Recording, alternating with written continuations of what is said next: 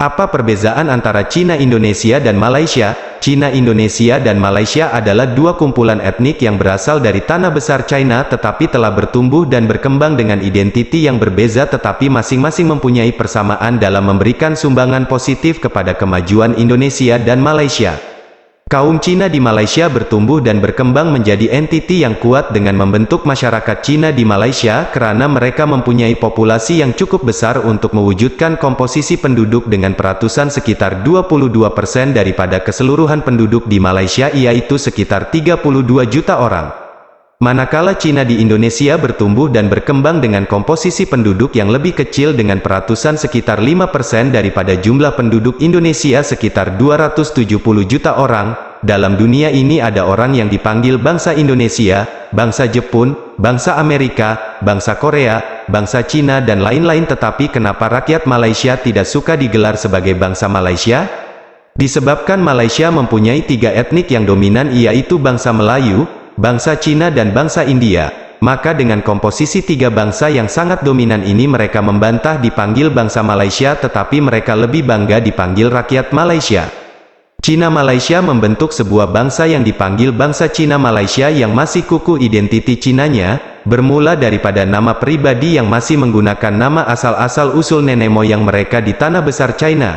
Malah dalam komunikasi harian dalam kalangan masyarakat Cina, mereka juga menggunakan bahasa Cina ibunda mereka yaitu Mandarin, dan kemudian apabila berkomunikasi dengan orang Melayu dan India mereka akan menggunakan bahasa campuran Inggris dan Melayu. Dari segi pendidikan untuk orang Cina, Malaysia juga mempunyai sekolah khas untuk orang Cina dengan bahasa pengantar untuk proses pengajaran dan pembelajaran menggunakan bahasa Mandarin dan bahasa Melayu. Walau bagaimanapun, orang Melayu dan India juga dibenarkan memasuki sekolah Cina Malaysia.